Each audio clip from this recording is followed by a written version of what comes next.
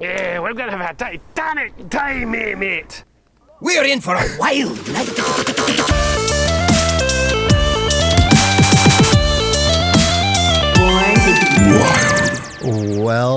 Welcome, everyone, to episode 180 of Born to Be Wild, a wild and wild adjacent exclusive Hearthstone podcast where we have fun hanging out with friends, talking about the wild and wild adjacent formats of Hearthstone and spotlighting members of the wild community.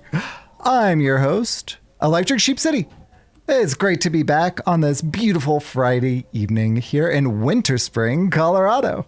I'm joined tonight by two of my favorite people. Hydralisk, Hydra, how are you? I'm good. Thanks for asking. I'm coming at you guys from the greater Vancouver area. Very cold and dark night, and it's nice to be here with you guys, and it's going to be a nice lore episode. Actually, it's a dark and scary night, so maybe it's perfect for what we're going to talk about tonight. Goliath, how about you? How you doing? Hey everyone, GoliathTheDwarf here for one of the favorite things that I get to do that's Hearthstone related, coming on here for lore episodes. I am coming to you live from the eastern Iowa region. It is also very dark and not terribly cold. I mean, right now it's cold. It's about 31 as I speak, but we've had a surprisingly warm week for November in my region recently. But I've still got on my sun lamp and everything to help counteract the depression that darkness brings. But yeah, we are going to be talking about some dark creatures today, so might be fitting anyway. Right on. Well, for those of you joining us for the first time, welcome aboard. Let me briefly explain how this show works. We record this podcast live every Friday evening at twitch.tv/borntobewildhs, and the video version of this podcast is posted to YouTube shortly thereafter. Audio versions are distributed to all podcast apps, however you are watching, listening, or absorbing via osmosis this podcast today. Thank you. Yes, you. Now, before we get into the main topic of the show, I'd like to say a quick thank you to Shokunin and the other patrons of our show. Your support means the world to us. If you enjoy this content, please like, comment, and subscribe to this video on YouTube. Another simple way to support the show is to leave a review on the iTunes, Spotify, or Google Podcast, or your podcast platform of choice. If you're watching live on Twitch, we've got some awesome emotes that you can unlock by subscribing to the channel. This is, of course, free if you use Amazon Prime. There are also some emotes that you can unlock completely free just for following for use in the channel. We've also got some merchandise. That's Born to Be Wild merch, which looks pretty kickin' rad there on Schmoopy Daddy and Mommy, the Schmoopy fan. This can be found at borntobewildhs.com. There's a little link to our store on that place. Finally, if you'd like to support the show financially, you can join our Patreon as little for $1 a month. Just $1 a month.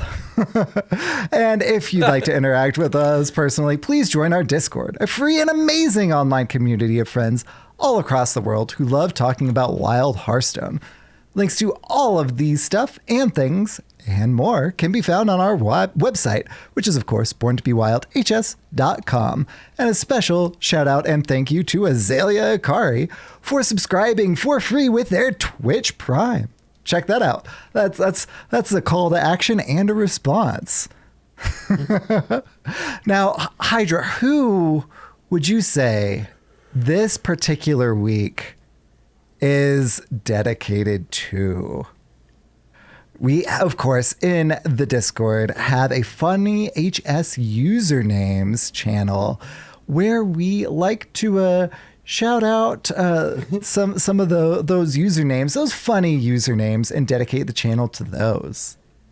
Well, we've got a few here. So Stazari had put one in where they were versing someone named Even. However, they were lied to. That was not an Even warlock, as you can see by their hero power.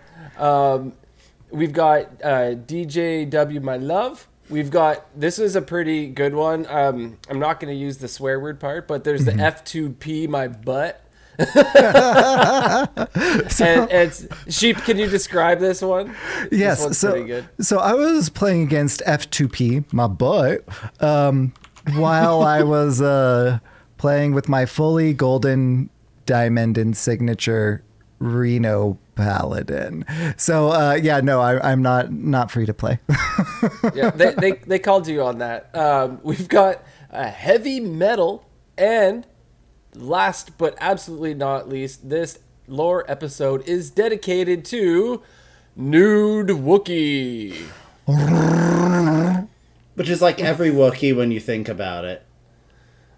No, they got the belt sash thing. Oh, that's clothing. Okay, sure. Yeah, the bandolier.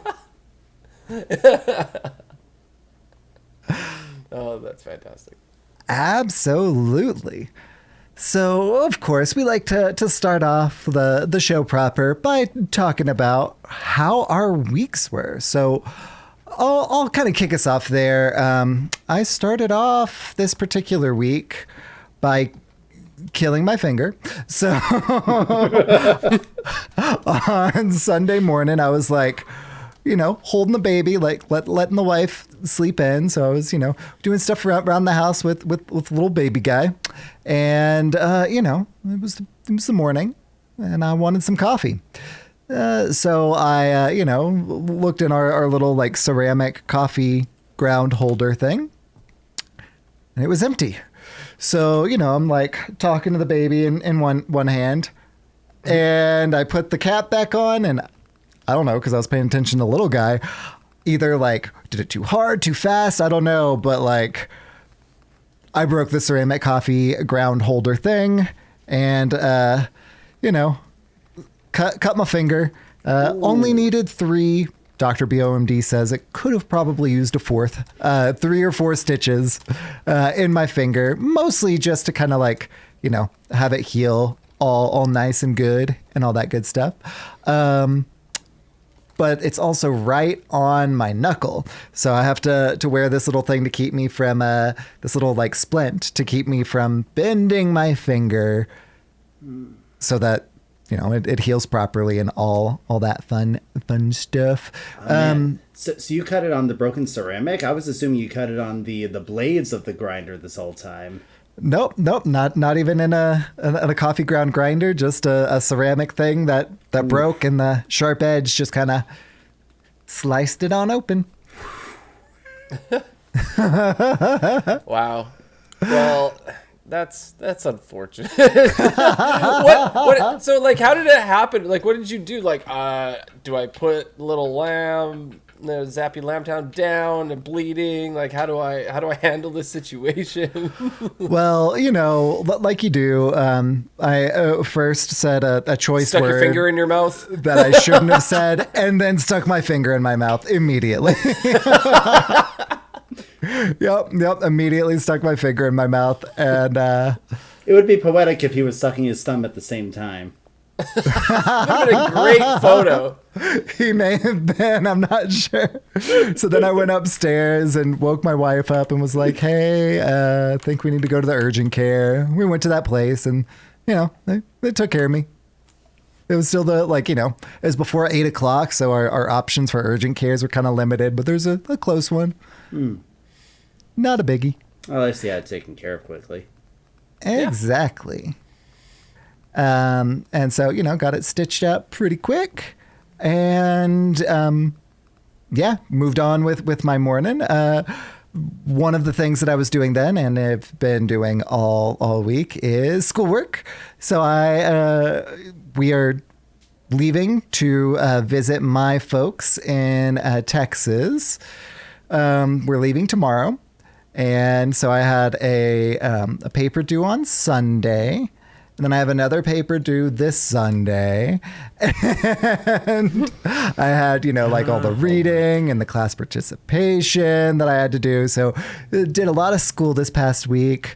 Took care of the baby, worked full time, and hit Legend in Standard because there was You found time to do that? yeah, mostly on mobile. But there was a brand new expansion that dropped. So, of course, I was needing to jam a few games as well. So, I was kind of all over the place, and all of the things that involved the keyboard took a little bit longer because the finger that was split open is my pointer finger. So everything just took a little bit longer. And the deck that I got to Legend with in Standard was Dragon Druid. Nice. Hydra, how was your week? So week 2 of Bossy Hydra complete, which is pretty cool. It is very good. I'm very, very busy nowadays. The days go by like that. It's pretty nuts trying to stay on top of many moving pieces throughout the day. But so far it's been quite rewarding. Had some management training this week, which is really neat. It wasn't just specifically for me. There was a huge round with we've got, our company's got this umbrella company, so we've got sister companies around the world and stuff. So we had a big teams event where there was 20 managers in there, something like that. And it's performance review season, so I got to learn all about how I'm to be conducting those and the rating system and how to go about that and everything, because that's a big thing that I'm gonna have to be doing, especially since I didn't work with that team all year long and I'm expected to do their performance reviews, which is kind of huge. So I'm gonna be leaning on my HR team, Sheep, to help me with that. He does some stuff about that kind of thing. And I'm learning more with every semester. Yeah, I remember in your initial announcement, I think that there was some discussion of guessing what learning curve would be. How has that been working out for you? Well, in the very beginning, I felt like I really jumped into the deep end because my boss, he's the director, he was on vacation for my first week. Right, so he basically said here you go, have fun, bye. And so I was right in there, and I was having to learn what I was doing on the fly, and that isn't just managing the people, because a lot of the people have been there for a long time. They already know their daily routines in general. But there's a lot of moving pieces, me working with other departments, making sure that material flow to my team is working out properly, and managing how we've got deadlines, month-end deadlines that I need to meet. So I need to make sure that things from my department are being completed early, so the next department down the road gets to work on the stuff that I'm feeding them.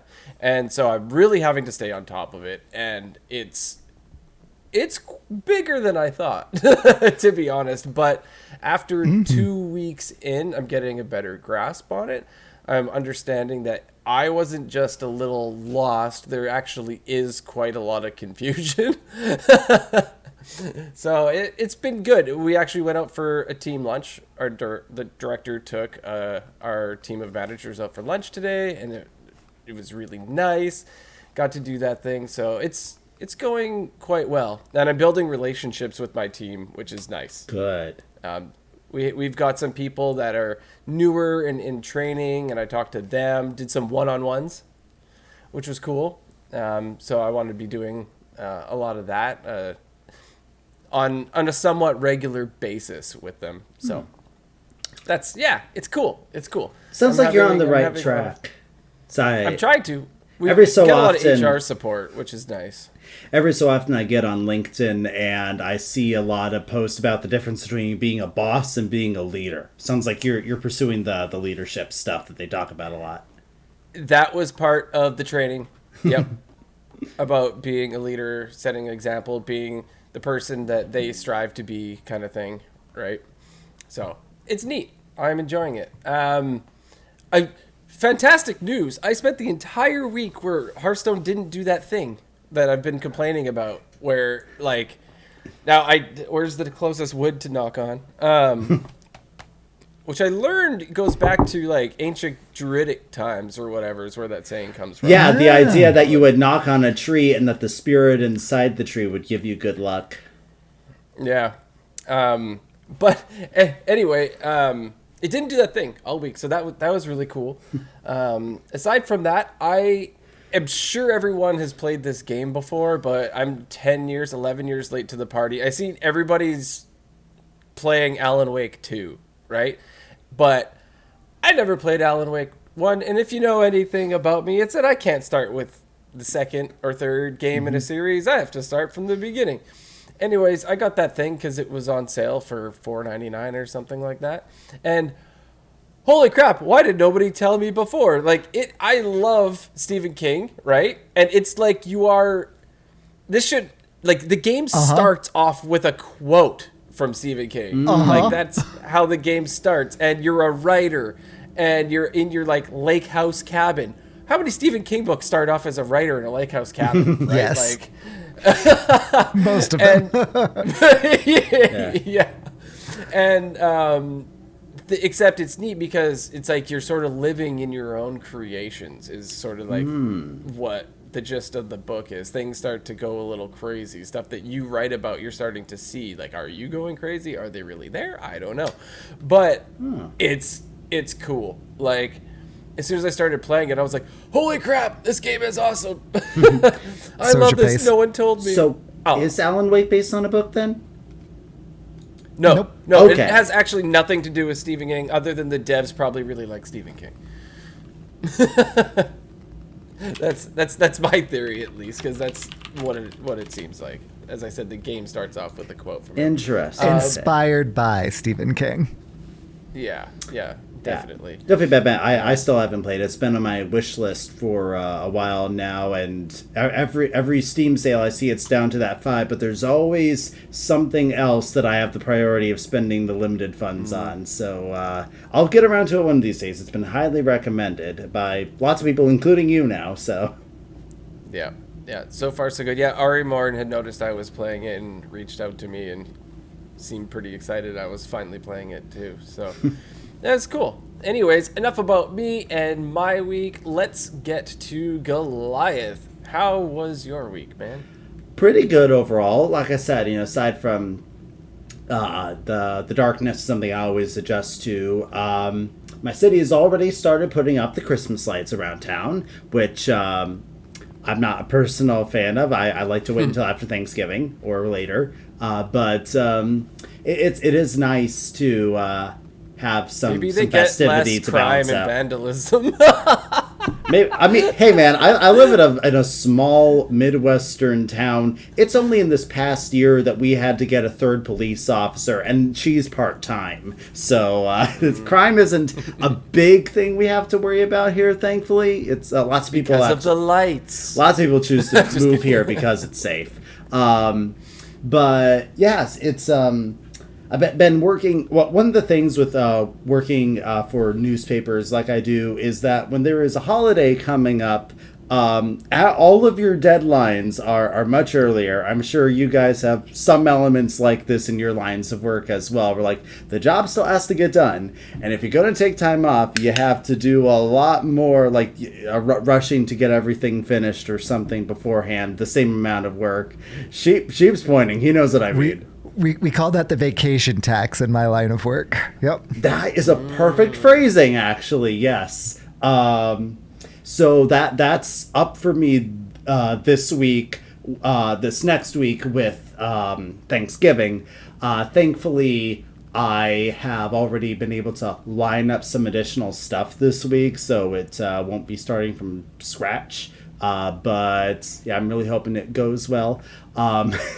I have had some interesting developments, largely along the lines that I I work a lot with my the local historical society for newspaper stories, often like talking about a historical place in town or something. And they recently had I attended their annual board meeting, and they had a member resign. And several people want me to fill the empty seat right now, which I have accepted the nomination, and I'm gonna talk with one of the guys in the morning about the sort of things I guess to get officially voted on or something.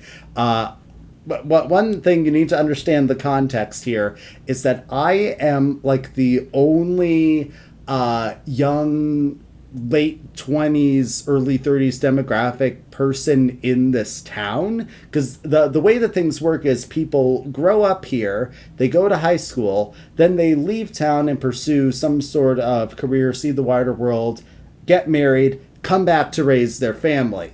I'm in the demographic of the people where they're still leaving. So every organization around wants me to be the young blood for all the seniors to help with their stuff. We got like Lions Club and Knights of Columbus and a bunch of things like that, which I haven't signed on to those, but I do have a passion for history, and I love working with these people. So I am interested to see how this works out, officially joining a historical society, which I'm just preserving real world lore in that sense. So it's right up my alley.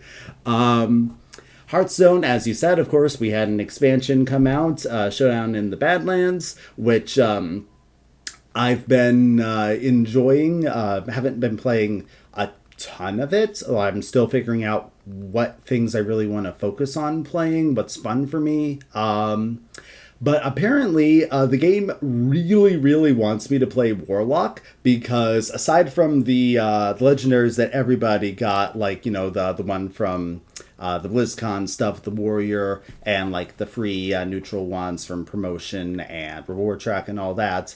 So far, both the only two legendaries that I've gotten, one of the random legendaries from the Reward Track, and the only one that I've got from Pity Timer, because I'm going free to play this round, are the two Warlocks. It's the Ooze and the Train Conductor guy. So I guess I'm focusing on those decks right now in some capacity. Do you say his name Jerry class. or Gary? Well, it's pronounced like Jiff, or is it GIF? I don't know. Okay, so you say Jerry. Got it. Yeah. Yes. Yeah, it's like the peanut butter. But yeah, I historically love. I have probably more Warlock legendaries than any other class. I'm biased towards the class, although I like playing a little bit of everything, because my very first World of Warcraft character was a Warlock, Warlock Blood Elf, so I'm kind of biased in that area. But yeah, I'm looking forward to seeing what I can come up with. Not really any big news for any decks that I have discovered or gotten a high ranking with or anything like that. But I guess the other life update for me is I am taking part in a surprise birthday party tomorrow, which I had to be part of like a skullduggery staged group text message, because my friend who we are throwing the surprise party for, this is at like some cabin whose location will be disclosed once they get the address, which, I don't know, a mysterious cabin in the woods. I'm a little worried, to be perfectly honest, given the reputation those types of places have. But yeah, it's like the guy whose birthday it is a very extroverted person, and he has lots of ideas. He's like, oh, we could do this or this or this. So we had to have this convoluted staged group text about making it so that it seems like people are only available tomorrow at a certain time to prevent him from running off and doing something else at that time. So I am curious. I have not really been part of a surprise party before, so like I'd read about them in picture books as a kid. Almost every TV show I used to watch as a kid would have that one episode where you're planning a surprise party for someone, and they just think everyone's forgotten their birthday, and they're real sad about it until everyone jumps out and surprise at the end and stuff. But I've never seen that in real life, so I'm very interested to see if it works out the same way. Right on. Absolutely. Welcome to the news. The news is so good. The news is pretty good. Yeah. Yeah, it is. What news do you have for us? So, the news this week, we've got two main bits of news. Of course, it almost goes without saying, but doesn't quite go without saying that, the new set, Showdown at the Badlands, it came out on Tuesday. Yeah. Yay! It did, yeah. Yeah. And with that, there were some balance concerns in Standard. There's been a server-side patch that hit where the Azurite Snake, the Warlock Excavate Treasure, has been slightly nerfed. This is... Well, I'll go ahead and read the dev comment, kind of explaining this. It's been a fun few days since the launch of Showdown in the Badlands. We've heard a lot of yeehaws, but we've also seen one clear sentiment outlier for players. There's a snake in their boots. It's still early, so we're not at our balance window for the set yet. But we know we want to adjust this negative play experience regardless of where the power lands. So we've decided to do a temporary adjustment now, ahead of our scheduled balance patch coming soon. Trademark. However, there are limits to what we can do in a server-side hotfix. First, we can only adjust the big numbers, like stats and costs. Stats are not the problem with this card, so we're adjusting the cost here. This is not the change we plan to eventually land on. When we get to our balance patch, our plan is to revert this mana cost change and make a different adjustment that still meets our goals, but is more cohesive with the set overall. Second, server-side adjustments mean that the cards have different versions between client and the server. That means the card will appear as it currently does in places like your collection, but then we'll have the red adjusted stats when you try to play it in game.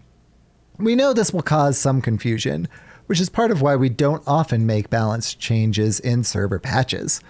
But we think it's worth it for the overall enjoyment of the launch period. Finally, we'll do things like dust refunds with that balance patch, so keep that in mind when making your collection decisions. So the Azurite Snake, the fourth time you excavate, it typically costs 4 mana. The temporary change that they made is now at cost 6 mana. So 4 to 6 makes sense, with one of those temporary patches that they can do versus, one of the more kind of lasting decisions that'll be put in place. So they're doing what they can. They're breaking the glass in case of emergency to make sure that we have a more positive play experience on release. There's been another server-side change, and that is that Magister Dawngrasp has temporarily been banned in all modes. Darn, I love that card. Well, you see, they found a bug with Magister Dawngrasp's hero power that is causing disconnects. The problem is particularly bad because it's a hero power, so it can cause a disconnect every single turn. There's a full fix coming, but of course that requires the full patch, not just a server-side patch. So they're temporarily banning Dawngrasp until they can get the, proper bug fix in, just to keep people from being disconnected every single turn in the interim. It's pretty horrible. That was happening to me, and that card wasn't there. Though apparently, with this server side hotfix, that is fixed too, right? Hey! They did it! It was just having it in the game at all. Oh, Dawngrasp, we love you, but if your temporary ban is what is causing Hydra to be able to play, it's worth. It's worth. I appreciate the I know these aren't the end fixes, and There may be people saying it's lazy or something like that. Just fix it now. I think just like, guess what? Maybe they can't.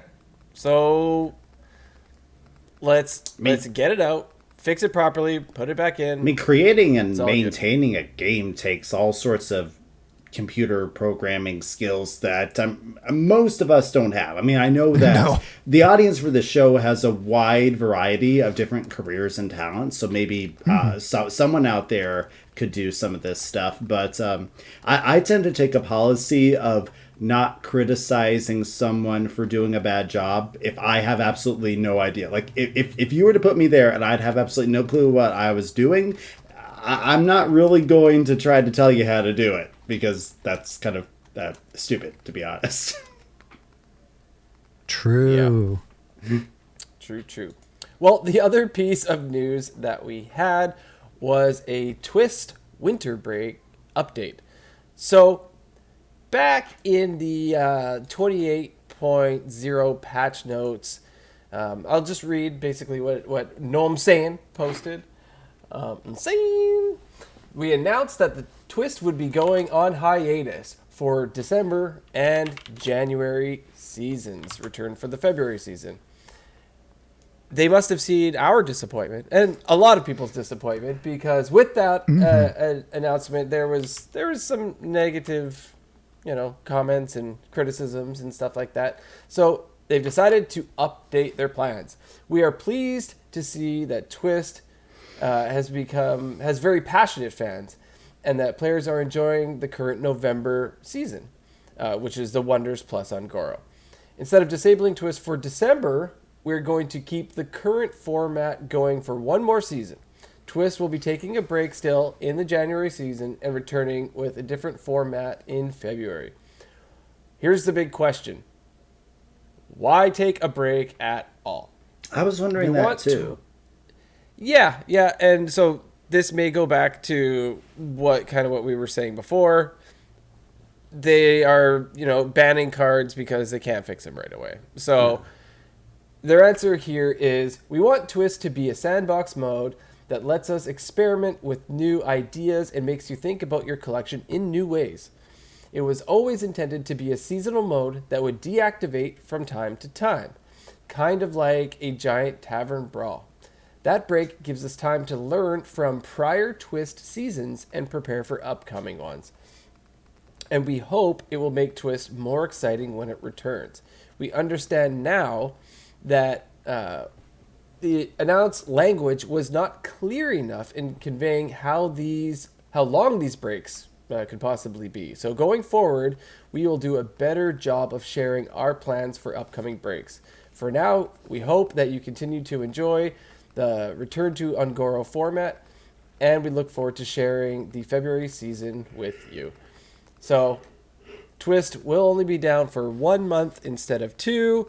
However, there will be no actual twist to the next season. It will be a repeat of our current season. Mm-hmm. Yeah. I say it's better than nothing, but we've talked about it before. It's supposed to be called Twist, right? So not having the Twist is a bit of a bummer. And I don't know if Goliath, you want to talk more about being confused as to why it needs to go down. I could give you the stage there.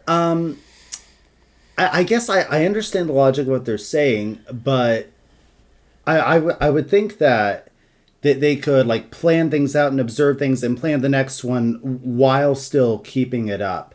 I guess that they're kind of running on the logic of absence makes the heart grow fonder, where so people don't get tired of Twist. You take like a month or two break, and then you come back, hopefully with something good. Not to say that stuff hasn't been good, although it's not been quite how I was expecting from the way they announced it.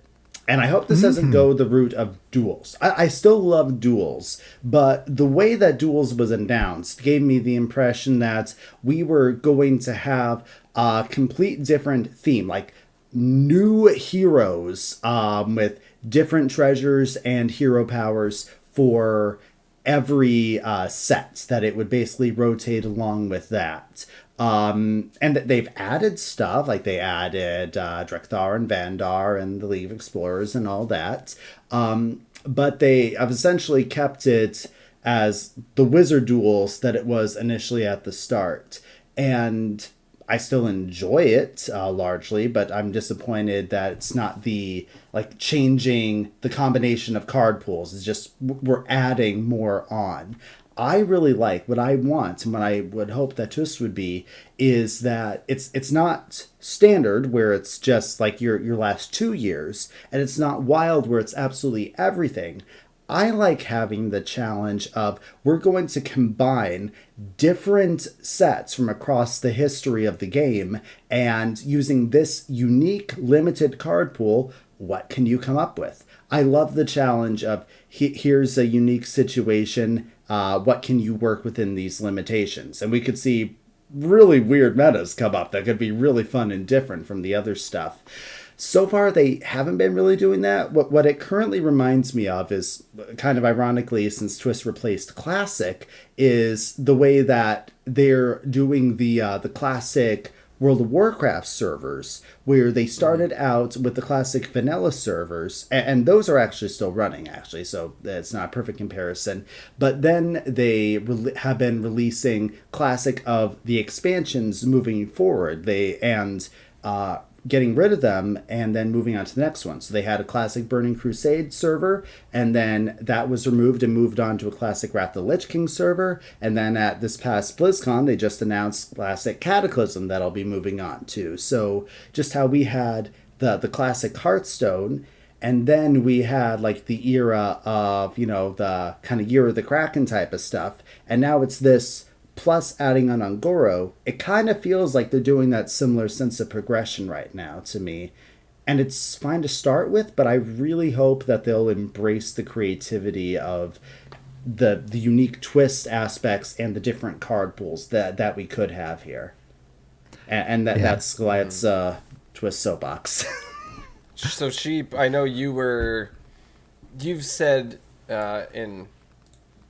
in your words about how this mode has become very near and dear to your heart, and you were very disappointed. So what's your take on this?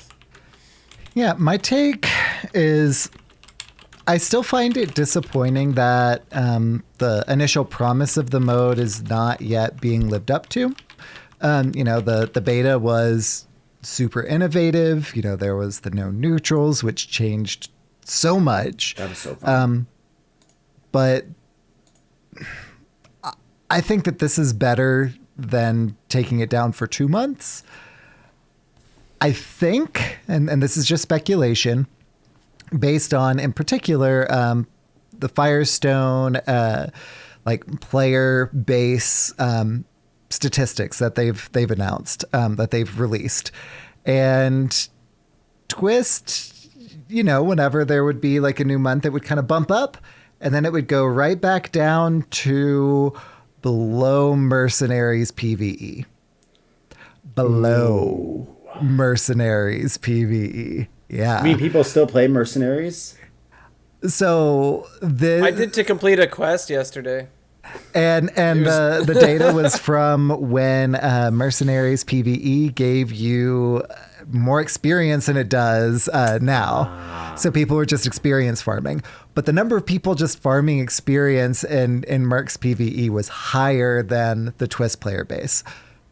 All to say, ouch, they are bringing Twist back, right?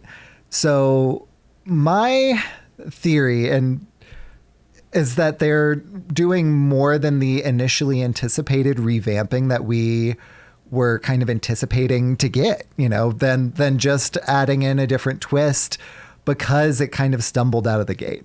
And again, this is just based on the Firestone player analytics that they had there. But I think that we're getting a little bit more of a revamp, and that's why they were taking it down for a little bit longer, because they're doing more than just the kind of anticipated, the standard Twist iteration. So you think it's more like having the car worked on in the shop for a little bit? I think so. But honestly, I've got to say, if we had more actual twists or more ways that made the mode more accessible and more approachable. Like the decks that they were selling for gold, but I mean those were like mini set or more worth of gold to be able to buy one individual deck. If the mode was more accessible, I think we would have seen more of a player base for it as well. So I think the real kind of stumbling block is more accessibility than it is, how fun the game mode is. And that may require a little bit more of a revamp than they were initially expecting. That said, if we're including the beta as 1 month, then of the 4 months that Twist has been out, 2 of those have had no twist and 2 of those have had a twist. So I think that probably is actually hurting the mode more than anything else, because people want to go in and play something like funky and fun. And instead it's just like, oh, play with these cards, which they could already do in Wild. I still like the mode even more than Wild. No offense to us, Wild podcast, but the mode changing the just what it is that you even can play means that the meta is different and the meta is shifting and all of that good stuff too, which I find really exciting. So I think that hopefully with the car going into the shop, it's getting tuned up.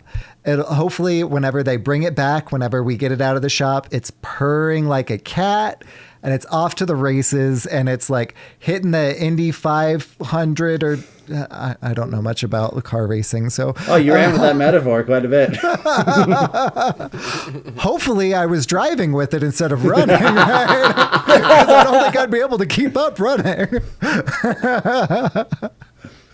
But hopefully whenever it's back, they really are just, it's been tuned up to the point where people can access it. People are having fun with it, which I think if it was more accessible, more people would be able to have fun with it currently. So I think that's one aspect of the tune-up that they need to kind of work on. That's me editorializing. Hopefully whenever they bring it back, the player base issues are alleviated and we'll be able to just have fun, and it'll be more of the success that they initially anticipated, and that honestly I initially anticipated, because the mode is a blast. So that's my hope for it. I am disappointed that they're just rolling this one over, but I am relieved that we still get to play it for another month. Disappointed that it's going down in January, but excited for where the mode can be, because I don't think that they want this mode to be a failure. Yeah. I agree on all fronts. I'll play it next month. I'm glad it's here, but it could be better. I think you summed everything up quite perfectly. But this episode is a lore episode. Yes. So let's jump into that, and I'm going to pass this mic over to my good buddy, GoliathTheDwarf. All right, let's get the storyteller on. So, today we are closing out a long-running mini-series that we have had in our lore episodes for... What did we start talking about the old gods, guys? Do you remember? It's been well over a year. It's been a while. Over a year. It might be 2. Yeah. So this has had a long time. That Sherlock coming. Holmes show with Benedict Cumberbatch where they put out a season every Sherlock. 4 years, Yeah. or whatever. Yeah. So yes. So we have been running, talking about in between our episodes on the when the expansions come out, talking about the mysteries, the maddening secrets of the old gods. So far, we have talked about old Yasharaj and all of his problems they caused even after he was dead. We've talked about N'Zoth and the Naga under the sea, which lined up perfectly for before Sunken City came out. And we've talked about old Yogg Saron on his spinning wheels and maddening tendrils and all that, which again tended to line up perfectly because we had a whole mini set based on him that we just came out of here with Titans. So today we are going to be talking about Cthulhu, our final of the 4 major old gods. There technically are like a couple minor old god-esque creatures like Xalatath and Gahun, who we do have as cards in Hearthstone, but in terms of the big 4 old gods, this is going to round out that series, which I'm very excited to share with you this tale and a little recap on some of the stuff that we have about the old gods so far, and a couple elements of the story that touches on all of them that haven't been super relevant to some of the previous ones we visited, but are very relevant to this story. So we are going to begin here with a pop quiz, because I want to check with you guys. What do you remember from our past 3 episodes over like 2 years or whatever of talking about old gods? What is an old god? Where do they come from? What is their purpose? So an old god is like a god, but it's older. There are oftentimes some pretty eldritch elements to these little guys. By little guys, I mean big guys. They are the arch nemesis of the Titans, and they are cuckoo for Cocoa Puffs. They absolutely love Cocoa Puffs, and they're also rather fond of Cookie Crisp. Hydra, anything to add on? There's 4 of them, right? Mm-hmm. Right. There's Yasharaj. There's Cthulhu. There's N'Zoth and Yogg, and they ruled during is it the Primordial Age? Is that what it's called? We tend to refer Something to like it that. as the Black Empire. But yes, it was a very primordial time. There's a lot of elements just ruling the world before the old gods came in. So you're right that there's a lot of primordial stuff. Yeah. Okay. They're pretty scary. Oh, very scary. These are the most Lovecraftian things in the world of Azeroth. Although technically they are not from the world of Azeroth, they are technically alien invaders, because the origin of the old gods comes from the void, which is the antithesis of the light. So as a rehash, the whole creation story of the universe of World of Warcraft, of Azeroth, is that, you know, long before time had a name and all such, there was the light. And the light was this force of life and warmth and music and just like, you know, everything good. But then it goes by the logic that evil is just the absence of good. So areas where the light wasn't, you know, if you're not shining a light on something, it's dark. And so the void came into being just in areas where the light didn't exist. And the void, by its very nature, is hungering and wants to consume everything. And the mixture of the void and light had a big bang, which resulted in the creation of the universe. Yes, sheep? The void is hungry. What is the void's cereal choice? Is it Count Chocula? I was going to say probably like the Count Chocula or whatever other the spooky cereals in the series. I think I've heard they actually came out with another entry in that cereal series recently, but I can't remember what it's called. I'm drawing a blank on her name, but she was Frankenberry's cousin. She was a zombie type character, and it was like green. A green caramel apple flavored and pretty good. Pretty good. Good to know. Yeah, I guess that's the Void's favorite. But the Void isn't picky because the Void wants to consume the entire physical universe.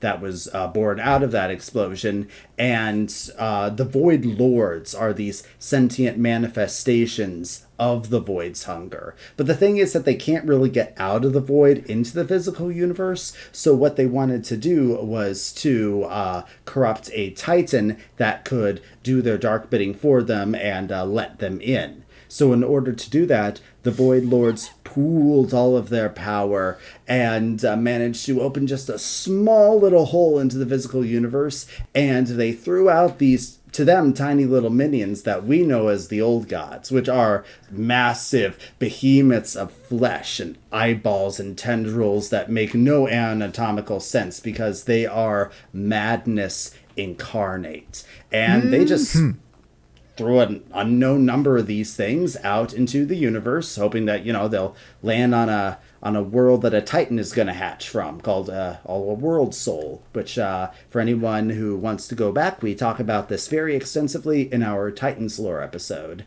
so I won't rehash too much here.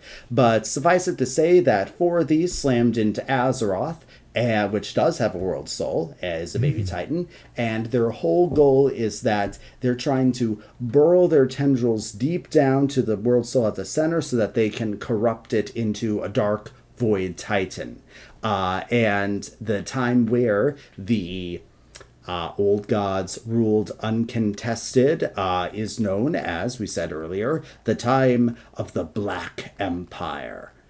This means that they were basically kind of ruling over different parts of the world where the bodies were, because they are basically immobile because they're all burrowing down. And Cthulhu ended up in the western half of the singular Pangea-like continent of Kalimdor, as it was at the time in the olden days. And they have a bunch of minions that they literally secrete from their body.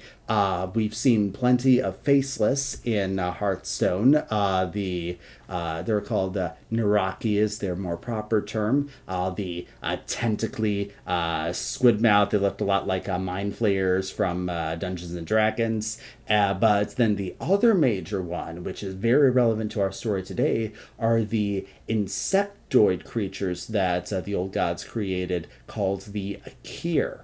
And as I said, they're basically large bug people, really gross. Especially if you happen to have a arachnophobia or anything like that. They can be a bit on the disturbing side sometimes.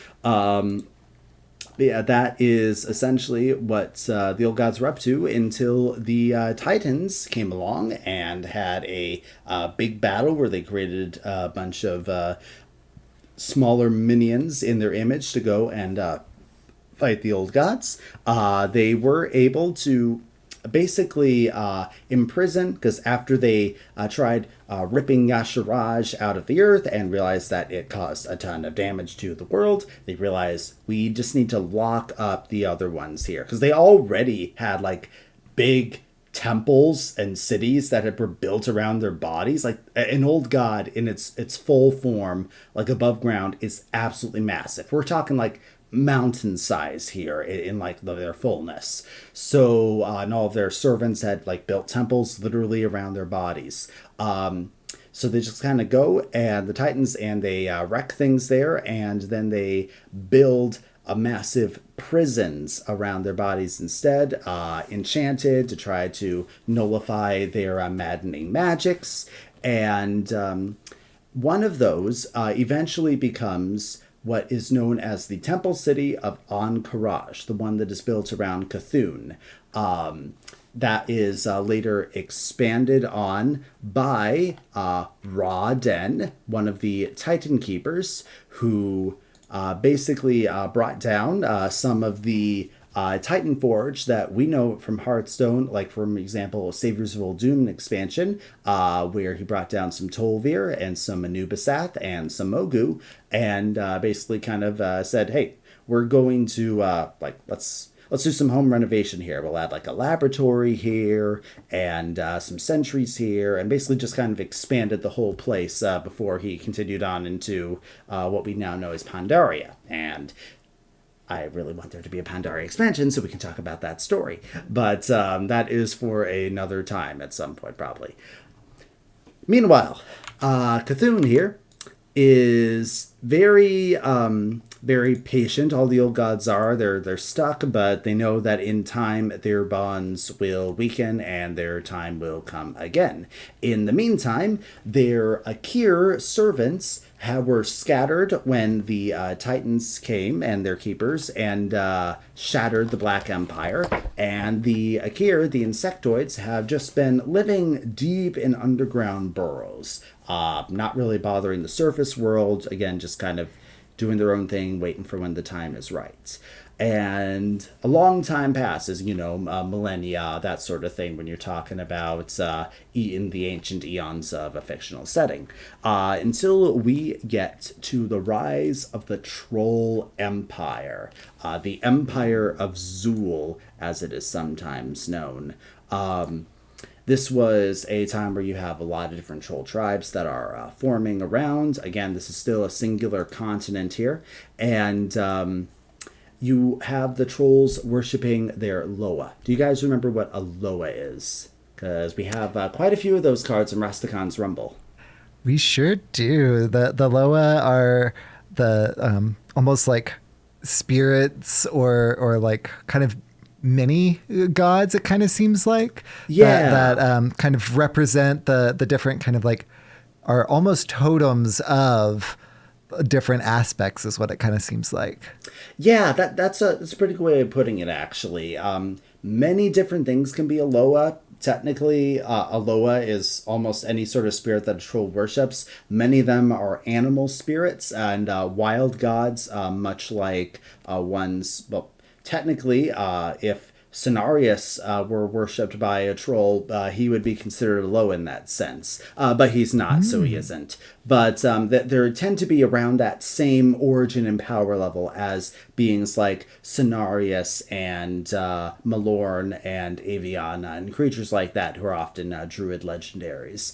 But not all of them. One Samdi, who we have as like that priest legendary, he used to be just like a troll spirit who got a promotion. Actually, our buddy Vol'jin is in lore kind of like maybe like on his track to be a Loa, if he isn't already. I need to recheck on some of that element. But the point being that troll worship very powerful spirits. And there's this one time where this group of trolls find this big, mysterious, foreboding black rock that all the Loa tell them to stay away from. And for centuries they do. But then you get a generation of rebellious teen trolls who are all emo and be like, oh, they don't want us to go to it. It must be a really powerful Loa that'll make us super powerful, so we should like totally go and wake up that rock, guys. And they do, and they like gather around it, and they're performing all sorts of like human sacrifices and stuff. Actually, Xalatath is a part of this. The dagger, she kind of whispered in the ears of a troll priestess and encouraged them to do a lot of the sacrificing and everything. And they wake up this massive old god minion called Cathraxi that looks around and sees the troll empire and is like, this is so pathetic compared to the Black Empire. You know, if the old gods were here, I'll bet they would be really happy if I just destroyed it for fun. So, yeah, let's do that. So, this Cathraxi reaches down and senses all the Akir underground and, like, calls up the massive swarms. And so we get what is known, very creatively, as the Troll Akir War. Where they are fighting all across the continent of Kalimdor. You get different troll tribes who are going after different enemies here and pursuing them in different parts of the world. And so you get the Gurabashi trolls who end up fighting Akir in the area that would later be known as Silithus. This is not currently a desert, actually. That comes later. But this is a spot where they Akir just kind of retreat into Ank'Baraj, and there's a lot of fighting, and the trolls are actually only able to hold them at bay by stopping like a massive army assault and splitting up and doing guerrilla warfare, where they just keep harassing the Akir over and over until they're just like, fine, we'll just stick in Ank'Baraj here. And eventually, overall, the trolls do win the war across the continent, and the realm is relatively free of the Akir. But this means that the Akir are kind of like scattered, and they're closer to some of these old god bases, and they each start to mutate over the centuries as each individual old god's energies start to affect them in different ways.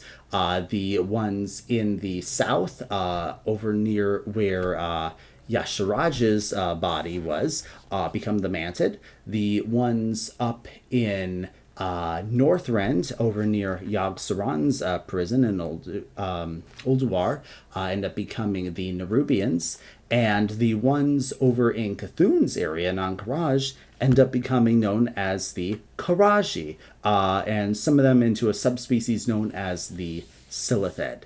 Sheep, did you have a question? Do you know who my favorite Akir is? Who is your favorite Akir? Al. Al Akir. Yeah. No relation. No, but it was But fun. I cannot shame. I appreciate puns and dad jokes too much to condemn that. So Extra good on points? you, I suppose. Yes. Thank you, teacher. So they pretty much just stay there until another, several millennia or whatever passes, and you have the night elves who are attempting, because at this point Silithus is a big desert. The thing about deserts in World of Warcraft is that very few places start out as deserts. Most of them are like, this was once a lush tropical place, and then a big disaster happened, usually magical in nature, and that's why deserts exist.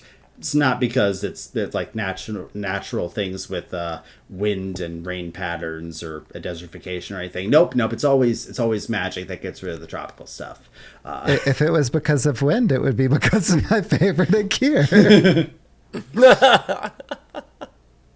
Careful, man. Rule of threes. You've already used up 2 of them. You have one more time to use the pun. This is the way. So basically, you have a night elf who's in charge of an expedition, who we actually have we've had as a legendary for quite some time in Druid, Fandral Staghelm. And the card depicts him at a later stage in life, after he's kind of gone crazy and started working for Ragnaros. This is long before all of that. At this point, he is like a faithful druid who is like, hey, well, we should go and try to turn this desert into a luscious jungle. So he leads out this expedition to look for like an oasis here or there they can use as starting points. And over time, everyone had forgotten all about Ank'Baraj. So they just kind of discovering like, what is this big, mysterious temple-like thing that's smack in the middle of the desert here. And his son decides to go inside, lead a little party expedition, and they discover all of these hibernating Karaji that are just kind of hanging out in the dusty, dead temples. And they accidentally wake them all up. And Cthulhu can sense that they're stirring and is like, ooh, I guess it's time now, and infuses them with like a bloodlust in order to like get them to swarm out everywhere. And thus begins what we call the War of the Shifting Sands. But I think that we're going to take a little break before we get into all of that here, because it's time for a little musical intermission. Excitement abounds. Without further ado, we bring to you the Eye of the Old God.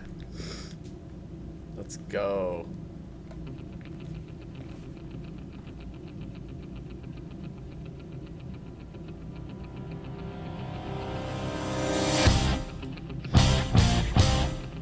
My dreaming ends.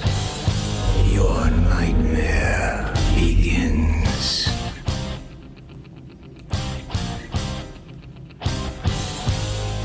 Give in to your fear.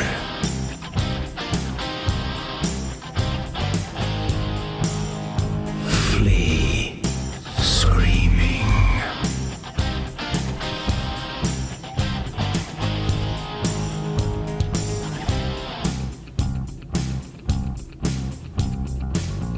Nothing up, Cthulhu's in the deck.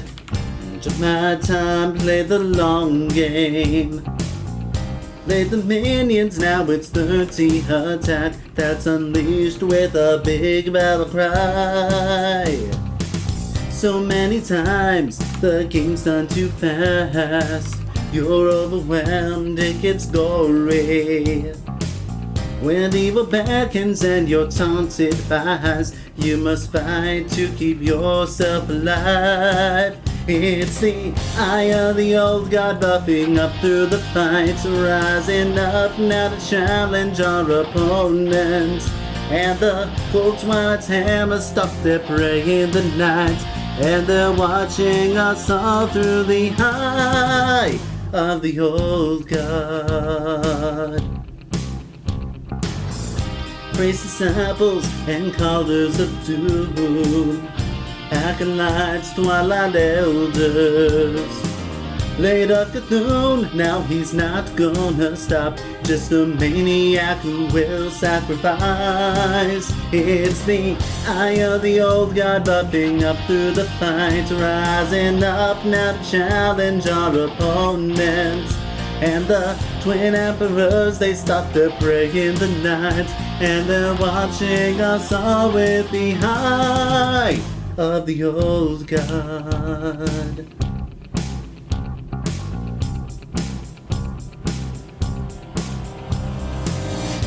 Even shattered, Cthulhu had to punch with its maw all-consuming.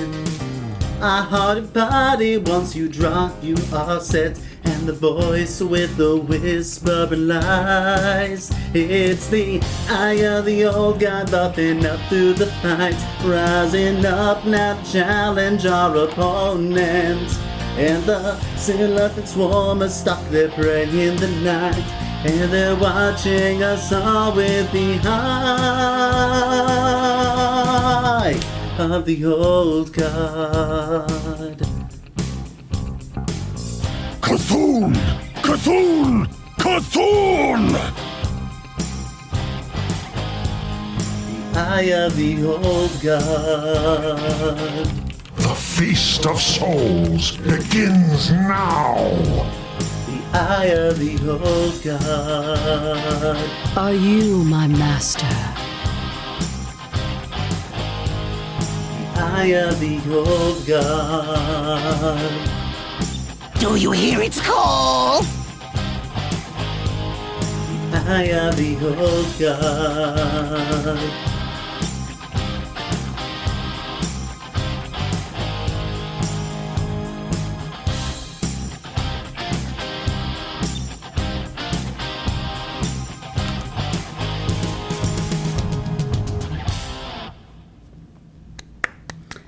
Yo, I've been- Alakir. I've been waiting Yo, for Alec, yeah. I've been waiting for an an excuse to instant do that one classic. for a long time. Thank you. Thank you. Very good. All right. So, where we last left off, we have just kicked off the War of the Shifting Sands, led on one side by the still buried and largely suppressed Cthulhu, directing his great Akir, or Karaji now, actually, forces to attempt to just swarm and take over the world again and everything. Because, if you can't do it directly, you may as well do it by proxy. On the other hand, we have Fandral Staghelm leading his great night elf armies and powerful druids to try to combat all of this. But it's not going very well, especially after Fandral's son ends up being snapped in half by a particularly massive Karaji, which just completely breaks the guy and actually sets him off on like a spiral of madness that's going to end up... Batman? No, not Batman. No, Sheep knows what I mean. It's more like the version of Batman from Flashpoint where Bruce dies and like his dad becomes Batman, but his mom goes crazy with grief and becomes the Joker. This is more like the Joker type, where like he doesn't go off the rails immediately, but he's going to end up where like the old gods are going to like send him a vision of his son and like trick him into serving the Emerald Nightmare and eventually working for the old gods, and that's how he ends up being Ragnaros's major domo, where he's like, behold the rage of the Firelands, that we have him in the Hearthstone card that came out in the Whispers of the Old Gods set. So we could have reason to go more into his story in detail in the future, but for now, that's about all you need to know. This is the inciting incident that he's just like massive grief over losing his son. But when his morale breaks, the army's morale breaks, and the Karaji are now swarming all over, and they're pushing them back out of Silithus, over through like to Ungoro Crater, even up to the Caverns of Time, where the bronze dragons live. These insects literally assault a major dragon lair that is dedicated to protecting all of time. We'll talk a bit more about bronze dragons in a second. And because of this, the dragons are like, wow, we didn't think these guys were much of a threat at first, but maybe we should actually do something about this. And so you get bronze, green, and blue dragons who all join the fight on the side of the Night Elves. But even with all of that, it is still very high chances that they are going to get defeated. The Karaji are just too much of the endless swarm tactic. You cut them down, and they just keep on coming. So what they like decide, a Hydra. I suppose so. That would be way more heads on a Hydra than I can visualize, though. So let's stick with the insect swarm mentality. It's more here. than two. Yes, way more than two. But what they decide to do is that they are going to just... They don't have to kill them. They don't have to fully defeat them. They just have to imprison them within their own fortress. So with a combination of the powerful magic of the dragons and the magic of the Night Elf druids, they erect an impenetrable barrier around Ahn'Qiraj, just grow it right out of the ground, that becomes known as the Scarab Wall. And this thing is like so magical that it's not just the wall itself as a physical barrier. You can't fly over this thing. You can't burrow under it. It literally seals away the city of Ahn'Qiraj from the entire rest of the world, so the Karaji can never get out. However, they are aware that it's possible that we could need to get in there at some point. Best not make an irreversible decision. So the leader of the Bronze Dragons at the time, because at this point in the story, Nazdormu is kind of lost in the timeways and no one knows where he is. So we have kind of a standing leader, Anachronis, who we also happen to have as a legendary card in Hearthstone already, that came out with the March of the Lich King set. Anachronis creates two artifacts. One is called the Scarab Gong, and then there is a mallet to go with it. That when you strike the gong, then the gates of Ahn'Qiraj will open up. And he gives this to Fandral, but Fandral Staghelm is still so, like, I'm so sad about his son. He's just, in his rage and grief, he just breaks the mallet into three pieces, and they just get scattered throughout the sands. Yeah. Not the smartest thing to do when you're given the key that you need to keep handy in case of that. This is literally the break glass in emergency type of thing, and he just destroyed the thing that you're supposed to use to break the glass with. Yeah. Oh, well. But the whole thing works for a really long time. No one comes out of Ahn'Qiraj. The world is safe for, however many more centuries. Until we get old Cho'Gall and the Twilight's Hammer cult. Now, a little backstory on Cho'Gall here, because he plays a role with a fair amount of the Old Gods stuff up until he's killed in the Cataclysm. But Cho'Gall is, like all ogres, he's originally from the orc homeworld of Draenor. And the thing is that the Twilight's Hammer is actually initially a tribe of pale orcs that originated on Draenor. They kind of developed in very dark places and ended up worshipping the void. They didn't know, because there are no old gods on Draenor, so they don't know about any concept of old gods, but just the concept, the magic of the void is something that they've always worshipped. And back when the Horde was initially formed, Gul'dan assigned Cho'Gall to go and pretend to believe all this void stuff in order to get the Twilight's Hammer orc tribe to join the Horde. But Cho'Gall ended up becoming a true believer, and he drank the Kool-Aid. Oh yes, he became the leader. And then when the orcs actually made the Dark Portal and traveled to Azeroth, like as soon as they got on Azeroth, because these guys are so attuned to the void, they're like, there is something very powerful here. There is, like, he could just sense the existence of the old gods on Azeroth. And, like, from that very moment, Cho'Gall made it the mission to go and free them all in order to bring about the Hour of Twilight, which is something that the Twilight's Hammer had longed for, which is the ultimate end of all things. And Cho'Gall thinks that freeing the old gods can accomplish that.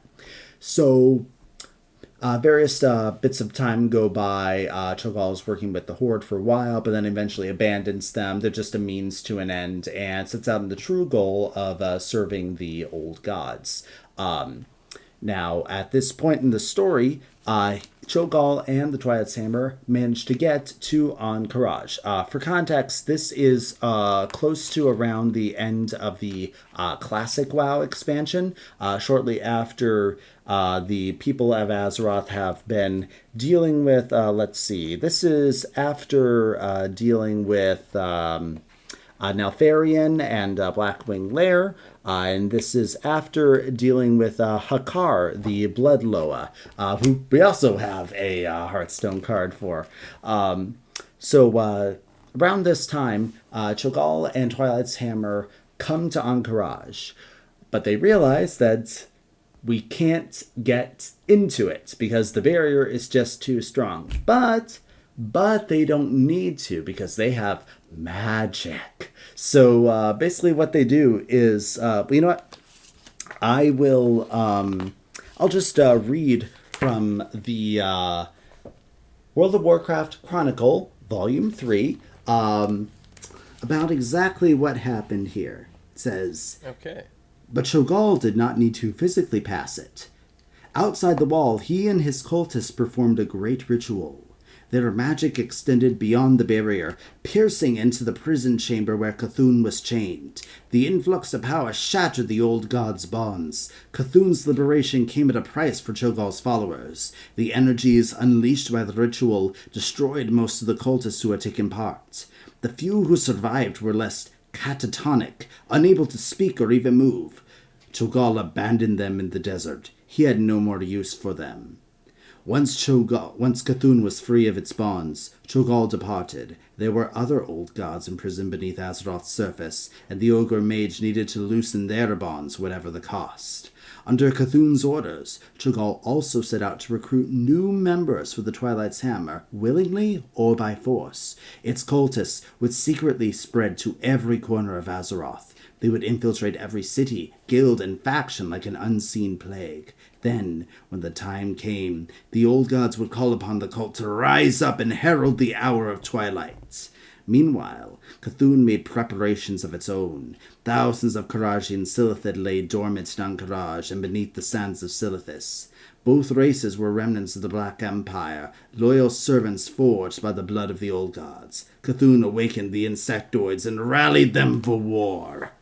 And thus begins the time where the player characters have to deal with Cthulhu, and we get a famous event in the history of World of Warcraft where a faction of the Alliance and Horde actually unite for the first time, because this is such a massive threat that Karaji are actually, attacking again. Because not all of them are sealed, and there are still some buried beneath Silithis.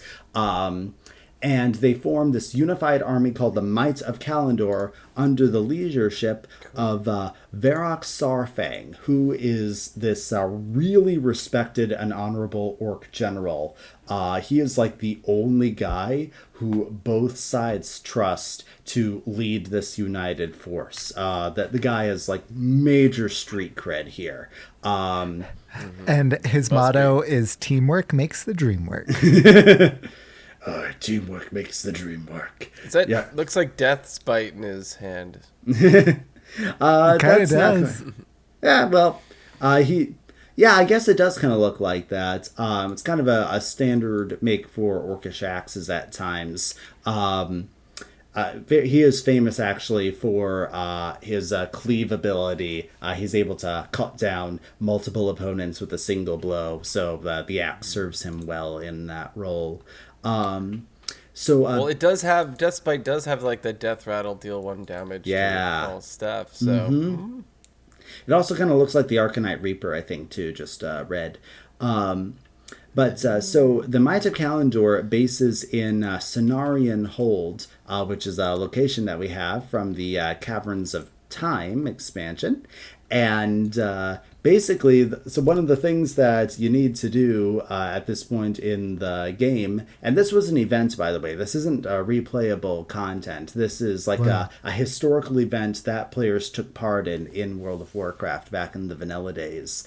They had to go and find all 3 of those pieces of the Scarab Mallet that had been lost to time, and it was a contest about which faction would be the first to ring the Scarab Gong and be able to actually open everything up, which then leads to fighting against Cthulhu, opening the gates of Ahn'Qiraj. At this point, the Horde is being led by War Chief Thrall.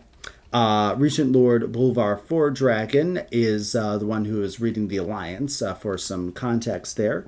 And they all contributed their forces. And, let's see, let's bring up the book again right here. It says, Varrock wasted little time. He had no intention of letting an old god regain its footing and spawn a new army. He ordered a dual strike upon Cthulhu's forces. The first attack would raid the ruins of Ahn'Qiraj, which held the bulk of the Karaji. Varrock knew the insectoids would show no mercy. He deployed his most elite Horde champions in this fight, believing that only they could endure such a brutal battle. While the Horde held the line against the Karaji, the Alliance would storm beneath Ahn'Qiraj. They would not face swarms of insectoids, but they would fight Cthulhu's most powerful minions, and then they would confront the old god itself. With the Horde occupying the Karaji army above, the Alliance soldiers descended into the maw of madness. The whispers of Cthulhu slithered into their minds, seeking to turn them against one another. And yet, they succeeded. Through blade, shield, and magic, an old god was defeated. Few mortals could grasp the sheer magnitude of the victory inside Ahn'Qiraj. Even the dragon aspects who had lived for so long did not truly understand how dangerous it had been to challenge Cthulhu. The triumph of Azeroth's defenders was a warning to the remaining old gods. When mortals joined forces, they were strong enough to overcome them. Literally, the old gods never saw it coming. Chills. This actually freaked Cho'Gall out so much that the next time he decided to release an Old Gods change, in this case, Yogg-Saron, which is where the kind of the art we get for the newest Cho'Gall legendary, where he's like trying to break the chains of Yogg-Saron comes from. He was like, okay, we need to be really stealthy about it this time and actually give an old god time to prepare and gather its forces and do it in secret, because otherwise the armies of Azeroth are just going to come and defeat him again. So yeah, this had major ramifications with the defeat of Cthulhu here. And that's pretty much all of Cthulhu's story. Cthulhu's dead and gone as far as we know, unless we end up having some sort of a reawakened old god plot line that comes in the 3 expansions that have been recently announced at BlizzCon, which are they're calling the World Soul Saga, and is really going to tie up all of this stuff with the Titans and the World Soul, and probably addressing, any lingering old god corruption or whatnot. I'm very excited to see how these stories develop, and quite possibly make some of our videos a little outdated, but we'll see how it goes. That's the great thing about these stories. They're always expanding. But we also want to address the theme of the Caverns of Time Wild expansion a little bit. Yeah. We're just coming off the tail end of it. We have the new Badlands expansion. We will do a Badlands lore episode relatively soon, but we wanted to take care of this before it was completely irrelevant, because we had some scheduling delays with some of this beforehand. But why mention hands? Yes, precisely. Very understandable. So we're going to talk just a little bit going back to Nozdormu and Caverns of Time, the Bronze, and Infinite Dragon Flights. So do you guys remember the story of Galakrond?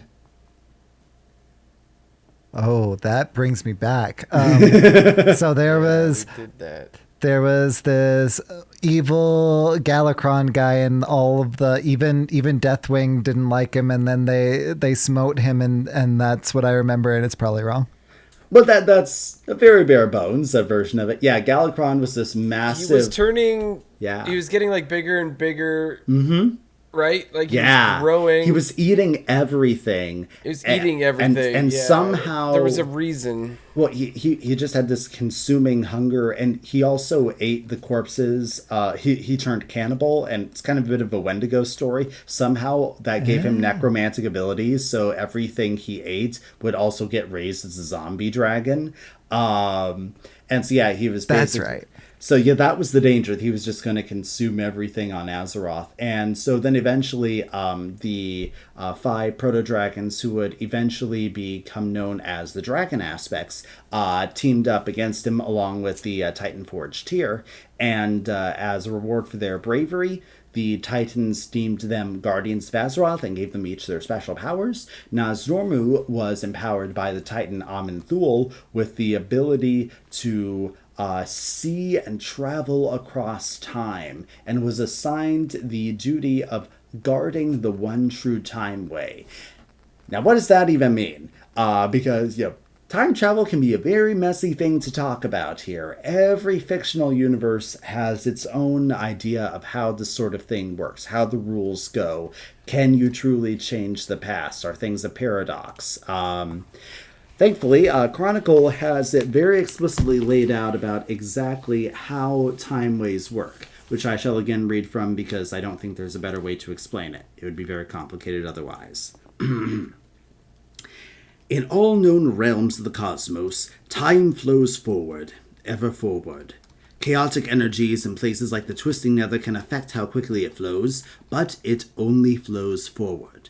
Once an event happens, it cannot be changed. These events and choices, made up of all creatures and forces in the cosmos, join together like a river, sharing the same reality.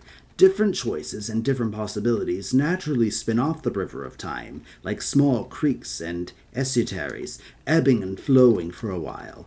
If these shades of what could have been are left alone, they will eventually dissipate into nothing. If efforts are made to preserve them or alter them, they can indeed remain in existence indefinitely. They can even be made to feed back into the main river. Dead creatures can seemingly live again, and the past, or future, may literally come back to haunt you. This is not a natural phenomenon, and inhabitants of the main timeway will often find these experiences to be quite alarming. But the only timeway that has a permanent effect on the cosmos is the main timeway. Creatures like the bronze dragons, who have command of temporal magics, can see all of the countless tributaries of alternate universes and timelines, and they can move back and forth along the streams to observe the past and future. If that main river is disrupted, it would spell doom and disaster. All life on Azeroth depends on time to flow ever forward. Without the surety that the sun will rise and set each day, that seasons would not pass, the cycle of life would become meaningless, and all living creatures would eventually die from being unable to sustain themselves. It is the most sacred mission of the Bronze Dragonblight to keep that from happening.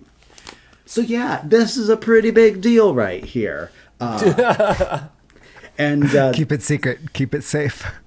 Yeah. The timeline, that is. We could make allusions to the Loki show right here about the secret timeline and whatnot. It's kind of that concept, except the secret timeline actually exists. It wasn't artificially constructed like in the Loki show.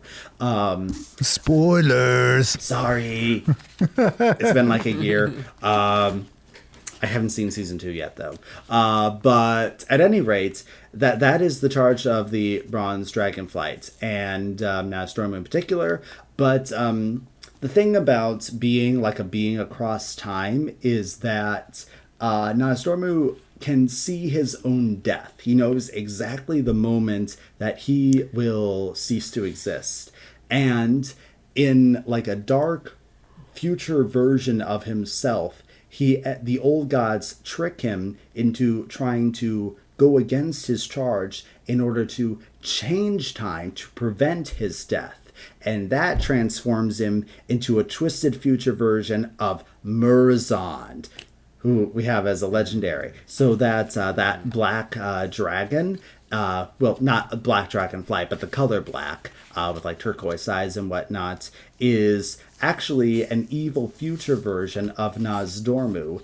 And the infinite dragonfight he leads are corrupted future versions of members of the Bronze Dragonflight. So this is a fight across time against time paradoxes, as the infinite dragonflight continually attempts to travel back in time to meddle in history in order to generally serve the wills of the old gods and do things to bring about things that are more close to their victory. There's actually a book trilogy called War of the Ancients, where the Bronze Dragonflight can tell that there's something going wrong with the historical War of the Ancients, where, if you guys remember, that was when the Legion tried invading Azeroth, but was fought back by Night Elves and their allies, led by Malfuri and Illidan and Tyrande. The Infinite Dragonflight was trying to change it so that the Legion actually won that, and so 3 heroes were sent back in time to make sure that that didn't happen. One of them was a red dragon. One of them was the human mage Ronan.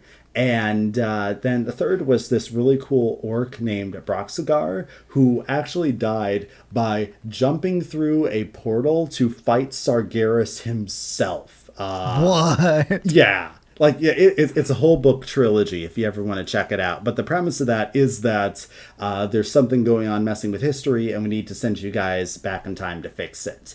And Time travel, I'm in. Right? So I'm gathering that the Infinite Dragonflight is, to keep on with our DC kind of touch point there, is basically like the Bizarro Bronze Dragonflight. Essentially. Yeah, you could say that. Definitely the more like sinister version, not kind of like the some interpretations of Bizarro are like incompetent but kind of harmless. But yeah, this is more like the literal like this is the whole evil twin type of thing going on here, except it's like the evil future self. Morazan is Bizarro Nosdorfer. It's Bizarro Jerry.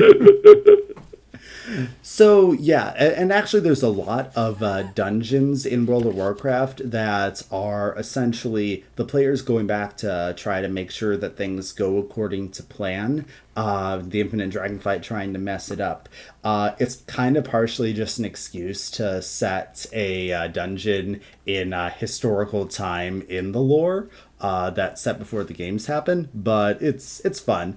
You have times where they try to prevent Medivh from opening up the Dark Portal, times where they tried to prevent Thrall from escaping prison and forming the Horde, times where they tried to prevent Arthas from killing everyone in Stratholme and going down the path that would turn him into the Lich King. So all those are... That's cool. Yeah. So you actually, as a player, like, get disguised by members of the Bronze Dragonflight to go and, like, infiltrate and, like, try to make sure that everything happens as it's supposed to. And there actually is a dungeon called End Times that happened in Cataclysm where you go to fight Murazan, and Nostradamus says that now the cycle is complete. It is inevitable, according to the way the timelines are going, that I will eventually fall and turn into Morazan, but it will lead to this moment where you will have defeated me, and so everything still works out. And the whole reason, actually, that they needed to go and defeat Murazan in the first place was that they needed to go back in time in order to get the Dragon Soul, which was the only weapon that could defeat Deathwing, actually. It's a whole thing. But the important thing is that Bronze Dragonflight, good. Infinite Dragonflight, bad. And constantly having to war against each other. Actually, the entire expansion of Warlords of Draenor was a result of a whole meddling with time waste things, which included like Fallen Bronze and some Infinite Dragonflight type of things that took Garrosh Hellscream back in time so that into an alternate version of the past of the orc world of Draenor before it was corrupted, so that he rallied his own orc army with the plans of going and conquering Azeroth. There's like, when you get into anything with alternate universes and timelines and paradoxes, things get messy. I think that Warcraft has kind of handled it one of the neatest ways that you can go, where it's not like everything is infinitely out there, and so it doesn't feel like nothing matters because there's just another universe is existing where things are slightly different. But it has played big time into the plot because the original Gul'dan actually died back in Warcraft 3 when he tried to open the Tomb of Sargeras.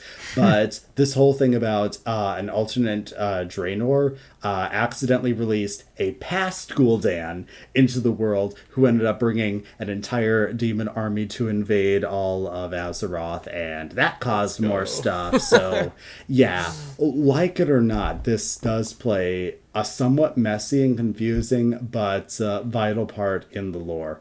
That is what you need to know about the Caverns of Time.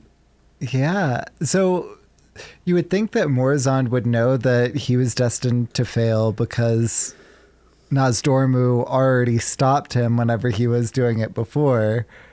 But his whole thing is about constant. Sort of... He refuses to accept defeat and is always trying to change things. So that's kind of his whole deal. Gotcha.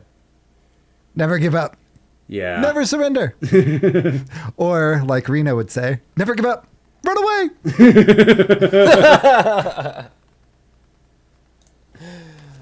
That's amazing. And thus we have concluded our tale of the old gods and a little bonus on the infinite dragonflight. We did it. Feels good to have that completed. For those wondering, we began this journey on October 8th, 2021. Woo! Oh, man. 2 years ago, man. Yeah. Oof. Yeah. And we kicked it off with Old Gods Episode 1, Yasharaj, on that date. Yasharaj. And Goliath, you mentioned, like, oh, maybe this stuff will be, outdated or whatever. I actually see this stuff as kind of evergreen, to be honest. This is something that people can always look back on and watch. And yeah, there will be lore changes in the future, but this stuff still happened, right? So I think that's very true. I always love the lore episodes for this, and always love all of the work that you put into it and your knowledge that you can impart on us, and the pop quizzes you can make me fail. And my pleasure, sir. So before I get into a question that I would like to ask, I'd just like to ask you where people can find more of your content, Goliath. Well, you can find several old lore articles that I've written on Out of Games and the Hearthstone section. I do not currently write for them. Maybe I will at some point in the past if my life ever gets on a bit more regular schedule. But did you say some point in the past? Are you the infinite dragonflight? You caught me. No, actually, it was a slip of the tongue. Infinite Goliath! It's Bizarro Goliath! No, but yeah, you can go and find some of the lore articles that I have written. Feel free to seek me out on Discord. I'm pretty easily available in the Born to Be Wild Discord. If anyone wants to friend me or play some Hearthstone with me or whatnot, I am always happy to do that. I do technically have a Twitch that I don't really do anything on, but again, you can search Goliath the Dwarf on Twitch. And that is about it for me. I'm not a very active social media person right now. You guys are one of my main outlets. And if anyone wants to get a bit of a hint of Badlands lore before we have our full deep dive proper lore episode on it, I was recently on the Bread and Butter Hearthstone podcast, and not all of the cards were released yet, so we don't have a complete deep dive of all that. But if you would like to go back and get a hint of some of the things that we'll talk about for the next lore episode, check out the episode where I was a guest on Bread and Butter. And that was a really good episode, by the way. I had a lot of fun listening to that. She doesn't listen to podcasts, she just reads the transcript. I've not listened to it yet, but I'm going to listen to that, and I'm excited for that as well. Excitement abounds. Also, to pick Goliath's brain a little bit. Mm-hmm. And now, unrelated advice with Nate Wolf. Oh, I'm Nate now? So, okay. No, with Goliath the Dwarf. I'm going to do a little Infinite Dragonflight and go back in time to earlier in the episode where there was some Fruit Loop discussion, stuff like that, I would like to know, Goliath the Dwarf, what is your top 3 favorite breakfast cereals and why? Okay. First, I need to ask, does hot cereal count? hot cereal can count. Because I have had various versions of oatmeal Porridge. for breakfast for nearly every single day of my life. So that's what I'm working on here. Yeah, I'm gonna say no. You can say sure thing. Okay, that porridge or oatmeal is something. But if we're talking about your classic cold cereals, sure. Okay. Yes. Well, in that case, yes. I'm gonna start out with granola. Because I use that quite a bit in my porridge, actually. Adds a good crunch and whatnot. Lots of different flavors. I am personally very fond of peanut butter granola because I absolutely love peanut butter. I get it from Walmart. I don't know if you guys have it accessible in your local area, but oh no, I do. Amazing. I've bought that. I have some right over there. Oh, what? I knew you were a wise man, Hydra. So yeah, I'll list peanut butter from Walmart. Yeah, I'll list peanut butter granola. But I'm not going to get cheap and say just list other types of granola for the other two. So let's see. It's been a while. I think let's see. Deep fried granola, rotisserie granola. I've always enjoyed like the shredded wheat when I've had it actually, especially those kinds that they're frosted on one side. Those are always really good. Oh yeah. Yeah. And then let's see, man, it's you know what? I think I'll list Cheerios as the third one because I'm very health focused when it comes to this stuff. This is one reason I've never really eaten like the classic sugary cereals with all of the chocolate and marshmallows in them and everything. I know that they are a key nostalgic thing for many people of our demographics here.